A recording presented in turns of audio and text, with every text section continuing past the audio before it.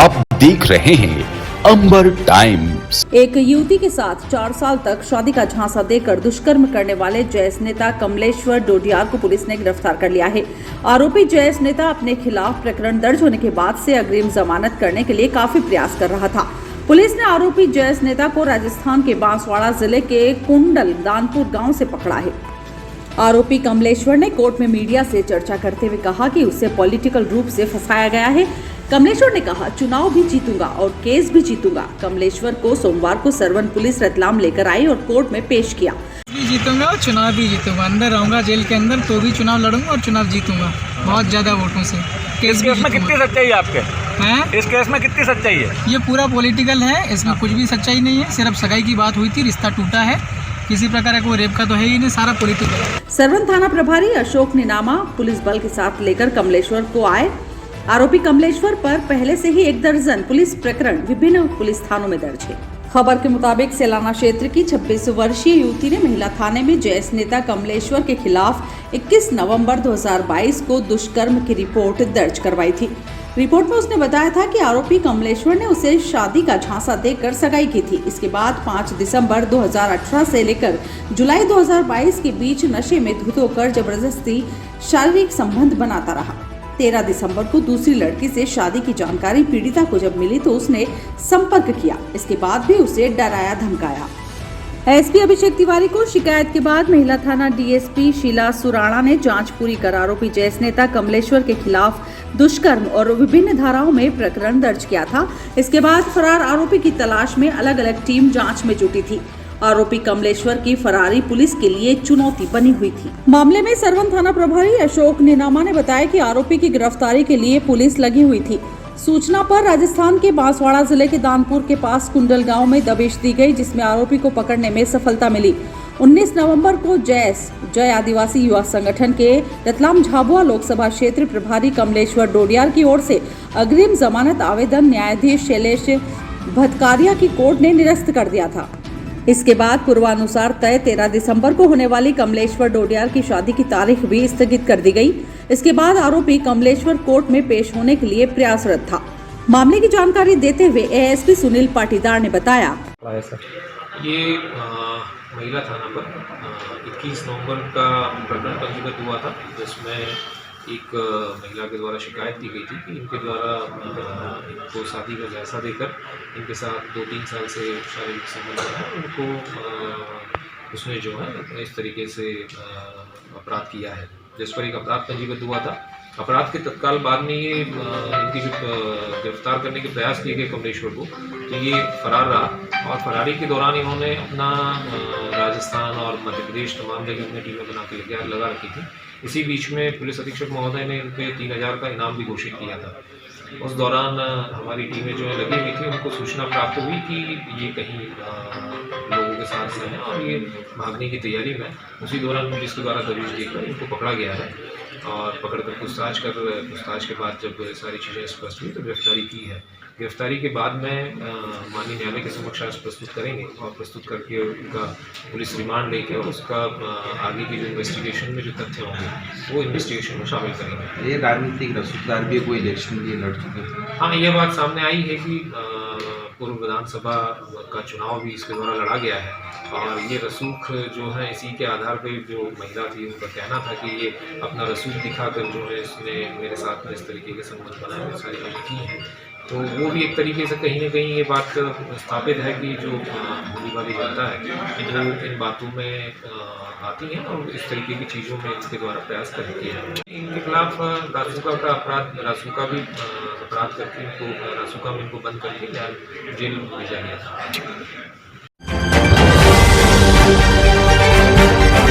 सेलाना overbridge Chetak bridge पर सोमवार को फिर एक हादसा हो गया।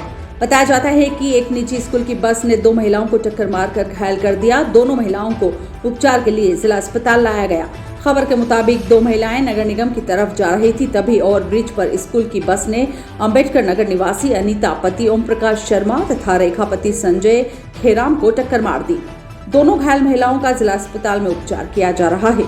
मामले की जानकारी देते हुए परिजन ने बताया, मेरा नाम आशीष है। क्या हुआ है, आप किसको यहाँ पे लेके आए हो? ये दोनों मेरी बुआ है, उन्हें मुझे मेरे दोस्त का कॉल आया था तो मैं इनको देखने आया था। तो उन्होंने बताया कि ये ब्रिज पर चढ़ के नगर निगम की ओर जा रहे थे, उनके कोई काम था वहाँ पर।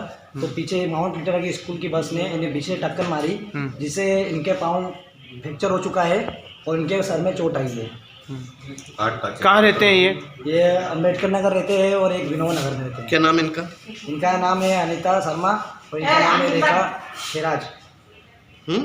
रेखा रेखा क्या? खेराज। और इनका? अनीता शर्मा। मध्य Pradesh lab technician health services के प्रांतीय आह्वान पर चल रहे आंदोलन के तहत सोमवार को स्वास्थ्य कर्मियों ने मनोकामना पूर्ति यज्ञ का आयोजन किया। जिला अस्पताल परिसर में 13 सूत्रीय मांगों को लेकर चल रहे आंदोलन को लेकर लैब टेक्नीशियनों ने यज्ञ का आयोजन करते हुए सरकार को सद्बुद्धि देने की कामना की।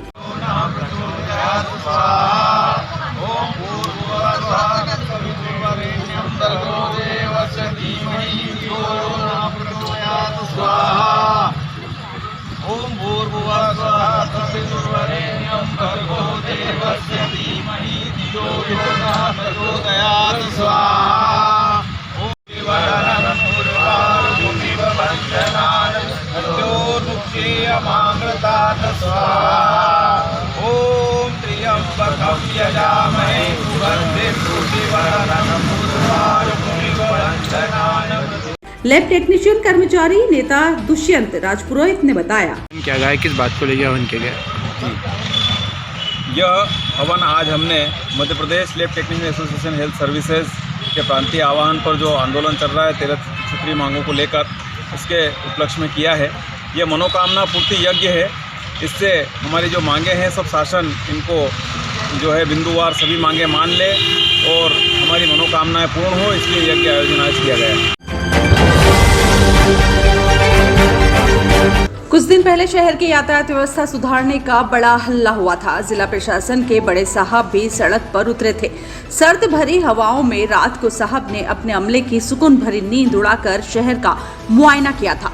साहब सड़कों पर अतिक्रमण देख इतने भड़के थे कि जिम्मेदार अमले की सड़कों पर ही क्लास लेकर जमकर फटकार लगाई और अफसरशाही अंदाज में कड़क वाले निर्देश भी दिए थे।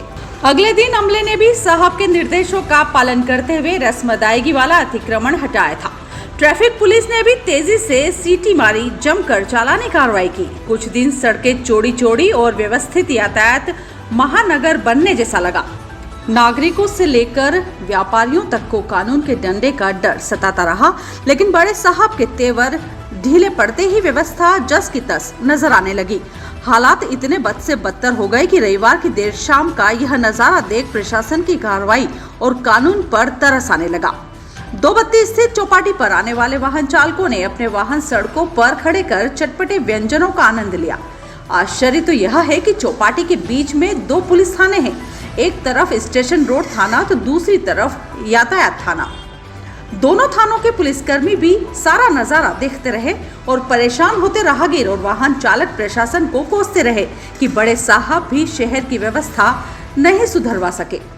इतना ही नहीं, सड़कों पर खड़े वाहनों में शासकीय वाहन भी नजर आ रहे थे जो नियमों की धज्जियां उड़ाने के लिए काफी थे। 4 पहिया वाहनों के साथ ही सैकड़ों दुपहिया वाहन भी तितर बितर ऐसे खड़े थे कि जैसे भीड़ की तरह बिखरे हों। ऐसी स्थिति करीब 2 से 3 घंटे रही। बावजूद इसके कानून का पाठ पढ़ाने वाले चुप्पी साधे तमाशबीन बने रहे। जिले में एक बार फिर शीतलहर का असर देखने को मिल रहा है। रात का न्यूनतम तापमान 5 डिग्री से भी नीचे पहुंच गया। लगातार दूसरे दिन भी सर्द हवा और घने कोहरे ने ठिठुरन बढ़ा दी है। सुबह 8 बजे तक घने कोहरे का असर बना रहा। कोहरे की वजह से सड़क पर विजिबिलिटी भी कम हो गई है। जिले में न्यूनतम तापमान 5 डिग्री से नीचे पहुंच गया। मौसम विभाग के पूर्वानुमान के अनुसार आने वाले दिनों में तापमान में और गिरावट दर्ज की जा सकती है। वहीं ग्रामीण क्षेत्रों में फसलों पर सुबह बर्फ की परत जम गई। मौसम विभाग के पूर्वानुमान के अनुसार आगामी 1-2 दिनों में तापमान में गिरावट आएगी, जिससे शीतलहर से राहत मिलने की उम्मीद नहीं है। नागरिकों को शाम से ही अलाव जलाने पड़े। गर्म कपड़ों और मौसमी व्यंजनों का लुत्फ लेकर दिन गुजारते रहे। अखिल भारतीय हिंदू महासभा के मध्य प्रदेश प्रचार मंत्री भारती यादव के नेतृत्व में 50 वर्ष पुराने नाग देवता के मंदिर को भूमाफियाओं के दबाव में आकर तोड़ दिया गया था, जिसके विरोध में प्रदर्शन किया गया था। प्रदर्शन के बाद हरकत में आए प्रशासन ने मंदिर का स्वरूप पुनः लौटाया। राष्ट्रीय महासचिव देवेंद्र पांडे को जानकारी दी गई। इसके बाद राष्ट्रीय महामंत्री द्वारा रतलाम पहुंचकर मंदिर का जीर्णोद्धार के बाद शिलान्यास किया गया। इस मौके पर भारती यादव ने कहा कि हम लोग हिंदू धर्म पर हो रहे अत्याचार कभी भी सहन नहीं करेंगे। प्रदेश और जिले में कहीं भी कोई भी हिंदू मंदिर और सनातन धर्म को मानने वालों पर अत्याचार करेगा, उसका हम मुंह तोड़ जवाब देंगे।